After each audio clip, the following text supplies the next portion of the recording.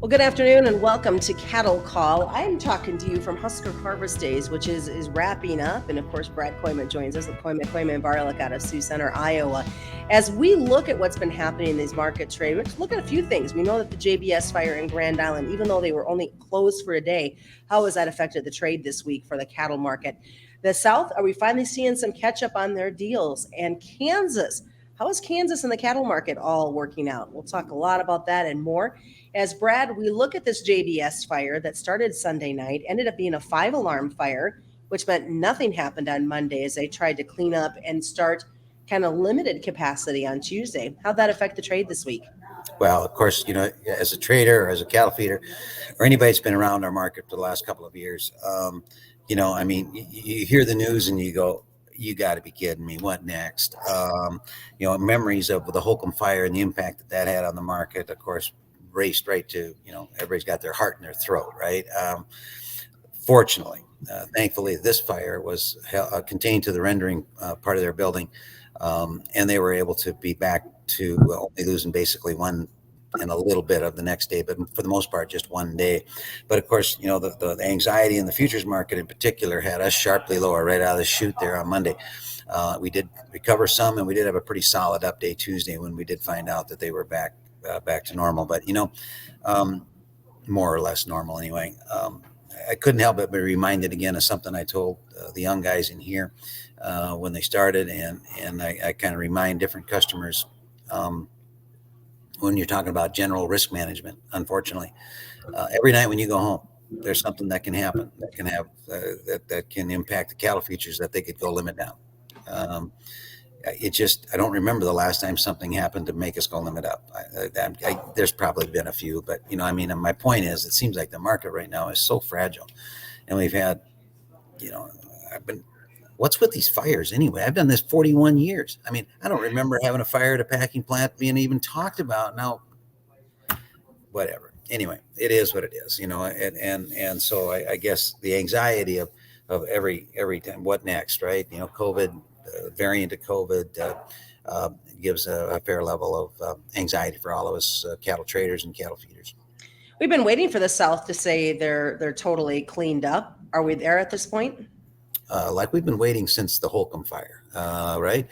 Really, I think that dates back to August 9 of 2019 when we had the big backlog of cattle, and different analysts will give you different opinions on this, Susan. There are those that feel like there's a significant number of cattle backed up right now today. I am not in that camp.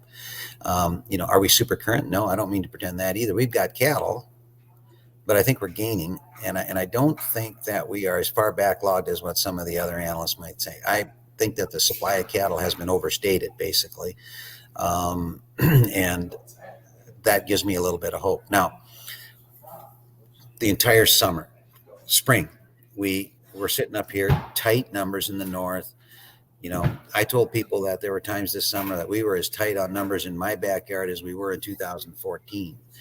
And if people have forgotten 2014, that was the bull market of my career and yours and everyone's, right? That's when we got super current finally after all that other stuff that created a smaller herd size. So, we feel kind of, more than kind of, we feel like we got rooked, right? We got cheated out of a big market because the South had too many cattle. Over and over, same mantra. Just too many cattle, Brad, down here in Texas. We can't get them dead, and we got too many cattle in Kansas. So, all eyes on that area to see when are they going to clean up your little captive supply party you got going on down there? First indications, finally. Some of this is, subjective observations, of course, but that's what commodity brokers do, right? I'm starting to hear that things are getting better there, particularly in Kansas, getting more current, getting closer to having the available supply equal the ability to get it slaughtered. First evidence, and one robin doesn't make it spring, but I know of an instance where there's been some cattle sold in Iowa and are going to die in Dodge City. Okay. Now, like I said, one robin doesn't make it spring, but I am going to very, very carefully watch that. That would be confirm, I think, that finally you got packers from that area coming up here to chase grade because we've got the best quality cattle in the universe right now. Long-fed calf, You got a choice select spread that's $35, $36. We have just exactly what they ought to want. So that gives me a little hope too. Today was no runaway in the futures, but I think you're getting some of the foundational fundamental stuff feel a little bit better to me, Susan. All right, as we wrap it up, demand, we're getting into fall. No reason to put those grills away. But having said that, how are we demand-wise? The primals are super. When you look at the highest, the tenderloin, the ribeyes, they are highest they've ever been here recently. Exports are ridiculous. I mean, for the year, you probably saw that data, 16% over what had been a record. So, don't let them kid you. Demand is tremendous. That's why we've got to get this market straightened out so we can take advantage of the inflationary demand that we've got and get paid for it rather than just the packers getting paid for it. All right, sounds good. Catch you next week. Perfect. Thank you. Brad Kooima has been joining us, and that's this week's Cattle Call. Just a reminder, commodity futures and options involve substantial risk of loss. They're not suitable to all investors. That is the Cattle Call. I'm Susan Littlefield on the Rural Radio Network.